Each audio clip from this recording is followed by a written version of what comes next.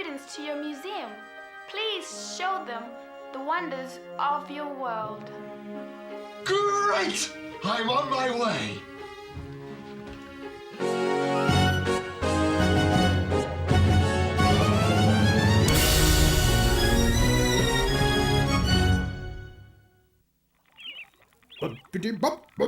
Oh, I love the sounds of spring. Don't you, Spigot? Well, yeah. Listen to all the birdies singing, Calc. Ah, they are indeed beautiful. Listen to that red-breasted warbler sing. No, Calc. That's not a red-breasted warbler. That's a blue fantail. Spigot, how can you say that? I am always correct. Not this time, Calc. You are wrong. That singing is from a blue fantail. That's ridiculous. You're wrong. Oh, no, I'm not. Oh, yes, you are. Calc, Spigot, stop this arguing at once. The children have arrived. Hello, welcome, come right through. Good morning, children. Welcome to my world, the world of Jonathan Singh. And how are you today? Hi, Dr. Singh. Hi. Hello, Dr. Singh. What is this? Is there a problem? I've not got a problem. Ask Peter. Peter? Oh, the only problem I have is looking right at you, Anna. I'm the problem. Look in the mirror, Peter. The only problem you have is your face. My, we seem to be having a little problem today. My throat's on fire and it's all his fault. Is that so? Well, if you had a throat like this giraffe, then you'd be in trouble. Follow me.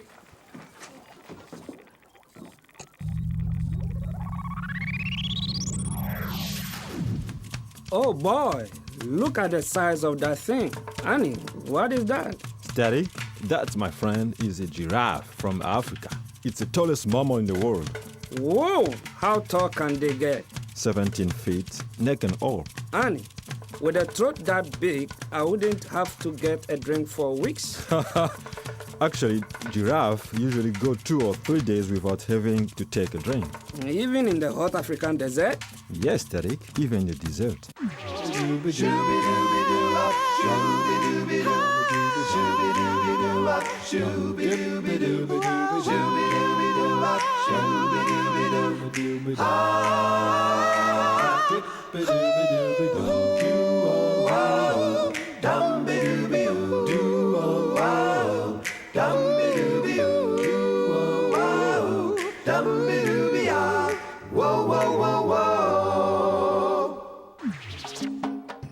Did you know a giraffe has the same number of bones in its neck as you do?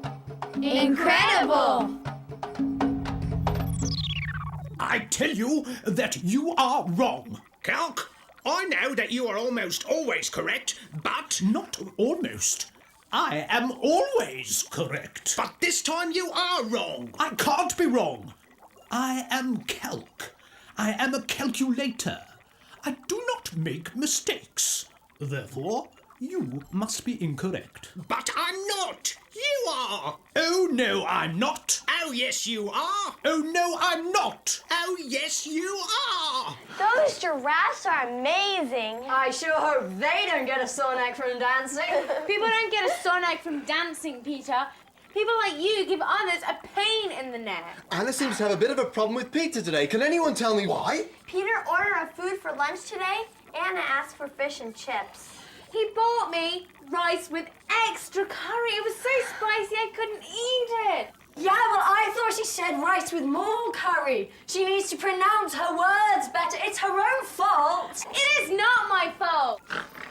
Children, this bickering is electrifying. What? This constant sniping at each other across the room is like static electricity building up in the room. If it doesn't stop, sparks are gonna fly. What do you mean, Dr. Singh? Let's take a visit to Professor Proof. Now, where did I put that book?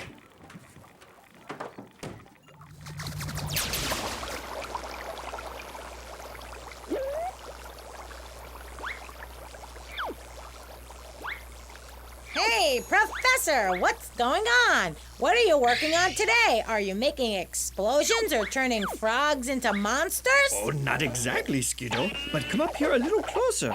But make sure you don't touch it. What happened? Oh, my trusted friend, you got shocked. Shot? Am I gonna die? I think I'm feeling dizzy. My finger is tingling. Maybe I'm going to faint. Oh! No, Skiddo, you're not going to die. You simply had some electrons flow through you and shock you. I had what? Where did they come from? How do I get rid of them? They better not do anything. Just a moment. Calm down and let me explain. Okay, Mr. Graphic! Everything is made up of atoms. People, animals, trees, tables, everything. You can't see atoms without a powerful microscope because they are so small. All atoms are made up of electrons, protons, and neutrons.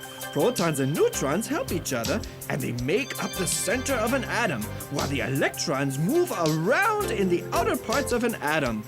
They all have charges. Protons have a positive charge, neutrons have a neutral charge, and electrons have a negative charge.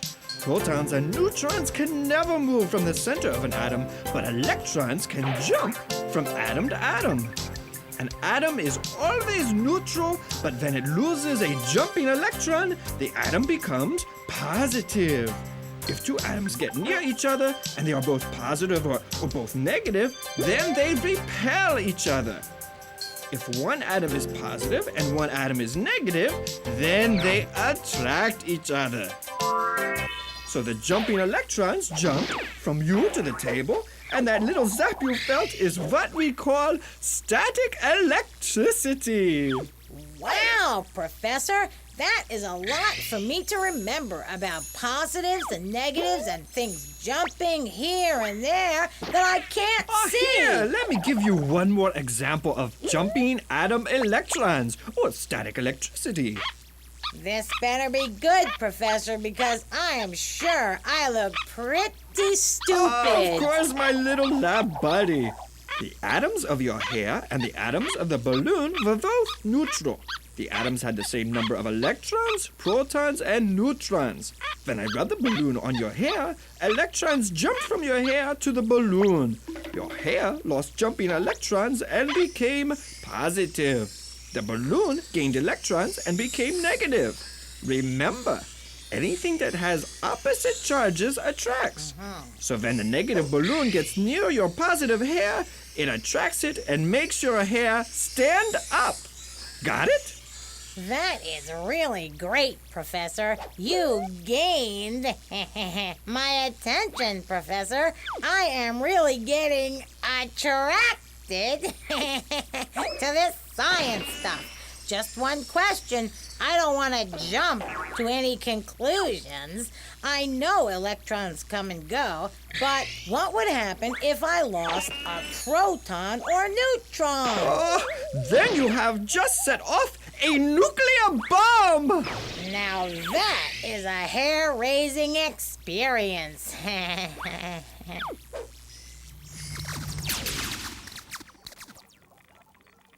That Professor Proof is one clever bloke. He knows everything. I'm sure he knows some things, but I doubt if he knows as much as me. Oh, you're not half as bright as you think you are. You are right. I am at least twice as bright as I know I am. Well, you may think so, but you are wrong.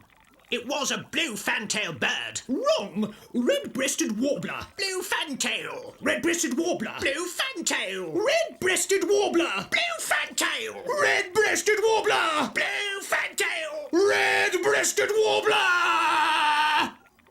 Wow, Dr. Singh, you have so many amazing things. Marvelous inventions, all of them. Some of them took the inventors years to create. I like the flying machine. You know, the one your good friend Louis flies all around the world What? in. This one?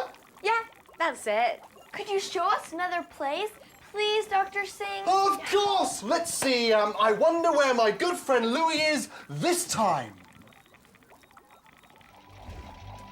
Hello, Dr. Singh and children. You'll never guess where I'm going today. Well, maybe you can guess. Here we go. This city is well known for its canals, which are necessary because most of the city is either at or close to sea level. When you come to the city, one of the things you will notice is the contrast in architecture. The old and new can be seen coming together all around town.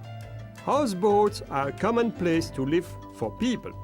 Young children love to spend time along the waterways, and of course, with as much water as this town has, fishing is an important business.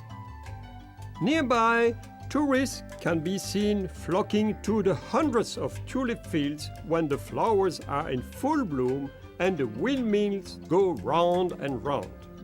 Any guesses? Okay, the city we are visiting is Amsterdam, in the Netherlands. Tot ziens! Wow, that red-breasted warbler! Red-breasted warbler! I'll deal with this. If I had arms, I would disassemble you and throw you all out with the rubbish. Why, you arrogant sack of sprockets and springs! If you would listen to something other than your inflated ego, you might just learn a thing or two. And who is going to teach me? You? Ha! Ha yourself! It was a blue fantail. Red-breasted warbler. Calc! Spigot! What is all this arguing? I'm ashamed of you two behaving like this in front of our guests. Well, sorry. Yeah, sorry. They're alive! Not quite, but they are wonderful inventions, though, although I think the inventor went a little too far with the adaptive programming. Wow! Who's the inventor? Are you blind and deaf? Isn't it obvious? I'm neither deaf nor blind, but right now it would be an improvement if I didn't have to see your face. And I yours. Isn't it obvious that Dr. Singh is the inventor, right, Dr. Singh? Yes, I did indeed invent Calc and Spigot, but I think it would be a good time now for us all to visit the next chapter in Winds of Adventure. You may remember that my sister and I found this book when we were but children.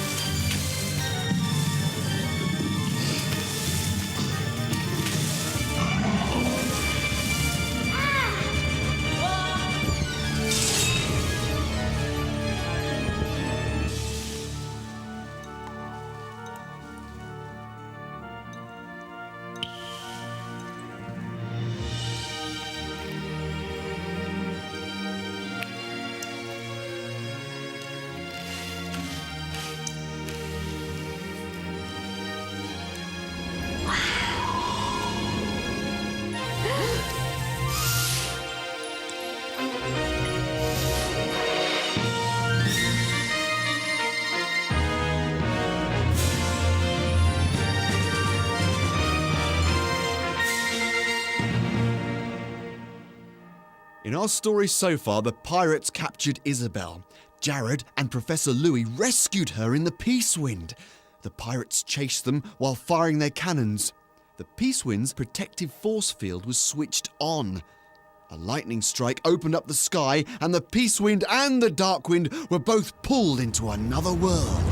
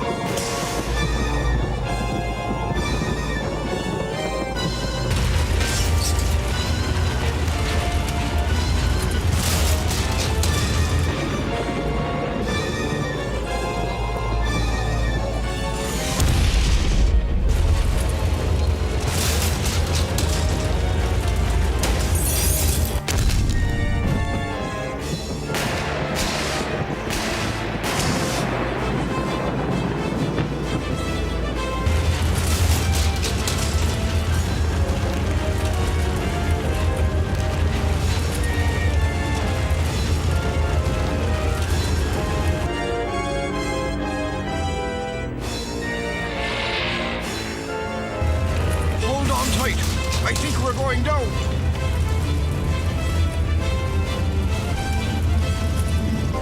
Raymond, look! We snagged the old windbag. She's going down. Prepare to come about. Load port guns. Captain Pacer, the helm won't respond. There, that's the problem. The storm has torn the rudder loose. Blazes! We've lost our prize, and now we are being blown with the wind. Well, what are you waiting for? Fix it!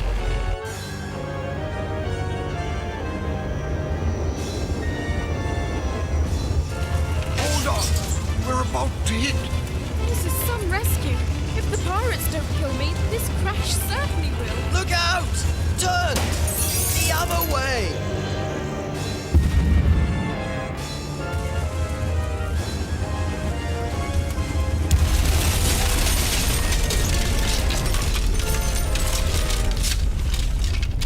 The pirates were blown off into the distance by the strong wind of the vortex. Meanwhile, the Peace Wind with Professor Louis, Isabel and Jared crashed in a strange new world.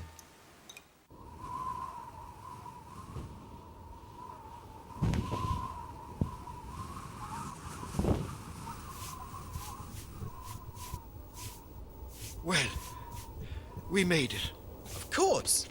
A perfect landing after a perfect rescue. You call that a landing? And oh, great conquering hero, you call that a rescue? You almost got us killed. Not once, but twice. And who knows where we are now? And what? Would you rather be locked up in that stinking pirate cave? At least I would know where we were. And besides, my father would have paid the ransom and the pirates would have released me. Oh, yeah? Yes. I don't think so. I should have left you for the pirates. I wish you had. Children, please. Who are you calling a child? Both of you. As long as you act like children, you will be treated like children. What? Isabel, where is your Bible? Right here, Professor. Here it is. The book of Matthew. Good. Now, read it out loud for us all to hear. Blessed are the peacemakers, for they shall be called the children of God. So what? Peacemakers are cowards. Oh? And how did you reach that brilliant insight? Well, you know, they're people who are afraid to fight, and, well, I just think that people who are always trying to make peace are weak. I'll have you know that my father is no coward. He was a great pilot and a hero in the war. He helped negotiate the peace that ended the fighting.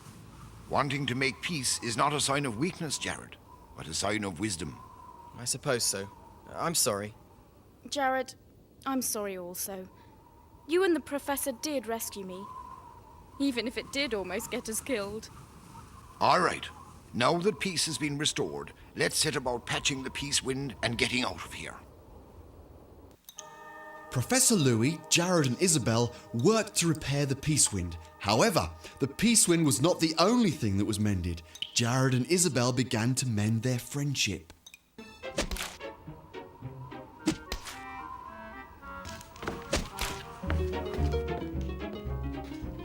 Well, it looks like somebody is having fun. I know I am. Yeah, well, maybe that's because you're winning. Okay. Oh, I guess I declare a peace. Me too. Only because it's the gentlemanly thing to do. That's right, Isabel. Remember the verse I showed you in your Bible? Of course. Blessed are the peacemakers, for they shall be called the children of God. Oh, they thought you two were going to be peacemakers. All right, enough sponge throwing. Let's get this ship repaired and up in the air. While Professor Louis, Jared and Isabel prepared to lift the Peace Wind into the air, the inhabitants of this strange land prepared to attack the Peace Wind. Prepare to attack. Prince Ronor, perhaps we should approach them in peace. Samuth, don't be foolish. You've seen them. They're not Tomarlings. They can only be here for one reason. They must be the mercenaries hired by Halgor the Horrible. Your Highness, what if they are not? We cannot take that chance. Pass the word. Attack on my command. Ah, we're being attacked! What? Oh, run for cover. Help! Run for cover? Never. Prepare to defend the Peace Wind. Return fire! Listen, Jared, we have nothing to return fire with. The Peace Wind is a ship of peace, not of war. The ship might not be able to fight, but I can. But why not try and make peace? Doesn't look like they, whoever they may be, are in a very peaceable mood. Out of my way, Professor. It's time to defend ourselves. Get up in those rocks and pin the mercenaries down. Get down! Maybe we should talk to them. In case you haven't noticed, they're not talking.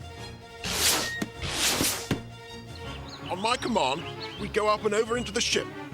I want prisoners.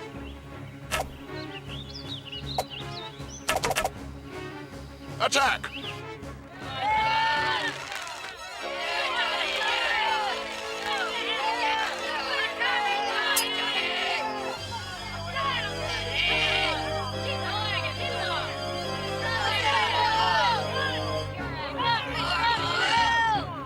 Jared, behind you!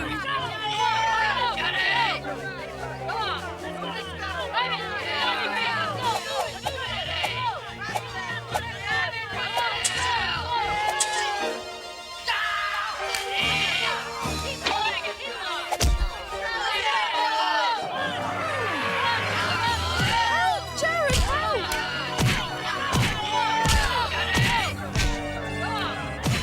Attack! Take them all prisoners. Stop! Why do you attack this ship of peace? Who is so villainous that he would dare attack the innocent?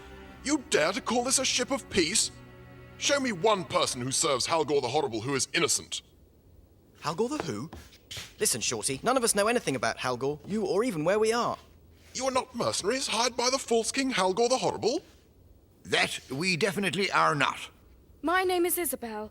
This is Jared, and this is Professor Louis Cologne. I was captured by pirates, but these brave men rescued me. Yeah, only the pirates chased us in their airship and we got hit by lightning in a storm. And then we were sucked through this hole and we crash landed here and, well, I guess now we need to fix our ship and find a way home. Is it not as I said? They do not work for Halgor, but by their story, they too are fleeing from tyranny. Would appear you're correct. They have no weapons, but their story, who could believe it? It is no greater to believe than you, the Prince of Ultimarlings, living in the ruins like a common rat. Well spoken, Samuth. Please forgive my aggression. My name is Prince Roanor. I'm the legal heir to the throne of Tamar. My father, the king, ruled our land of Tamar in fairness, but his minister of labor has taken the throne by force, and now all Tamarlings live in fear. Only myself and a few loyal supporters stand between him and total conquest. I feared that you were mercenaries hired by Halgor to locate our hiding place and destroy us. Please forgive us. Well, I guess so. After all, the Bible tells us to be peacemakers. The Bible? It is the writings of the God we serve. It says, "Blessed are the peacemakers, for they shall be called the children of God." Meanwhile, in another part of this new world, the pirates made repairs to the Dark Wind. The strong winds of the vortex damaged the steering control, which caused it to be blown out of control. A little to the left. Good. Now lower. Lower. No, too low. Up a little. Now down. No.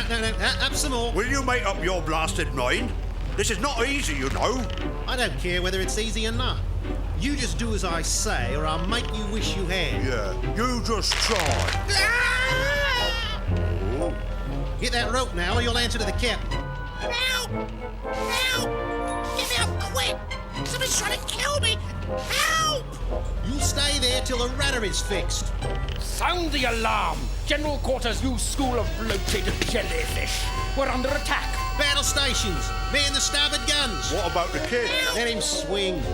Where's the rest of the crew? Raymond, there, across the starboard rail. What in the blazes? Whoops! I think it's time for you to go, children.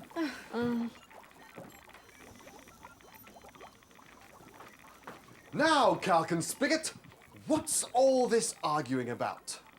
It is very simple, Dr. Singh. I am right, and he refuses to accept that. Oh, right about what? Well, the birds were singing this morning, and I said they were blue fantails. And I said that they were red-breasted warblers. Both of those birds sound very similar. How can either of you be so sure? I just know, that's all. Spigot, what makes you so sure they were blue fantails? You don't usually argue like this. Dr. Singh, last spring 2 blue fantails made their nest in my stack. They lived there for 3 months. I listened to them singing day and night. I may not know a lot of things, but I do know the songs of blue fantail birds. Oh, I didn't know that, Spigot. Are you sure the birds we heard this morning sang the same song? Positive! Well, I suppose it is possible that I was wrong. Spigot, I am sorry. Oh, well then, that's okay. It's amazing how such terrible arguments and fights can be solved so easily when someone humbles themselves and says they're sorry. Don't you think so, Peter? Yes, Dr. Singh. And I know what I have to do. Anna, I am sorry I put extra curry on your food. It was my fault. I forgive you, Peter. And Dr. Singh, thank you for being our peacemaker. Peter and I have been friends for too long for us to stay angry.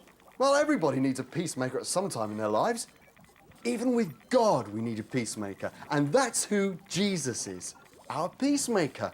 And just like Calc and Peter had to admit their faults to begin the peace, so we need to admit our faults to Jesus in order to begin the peace process with God. That was great, Dr. Singh. Bus!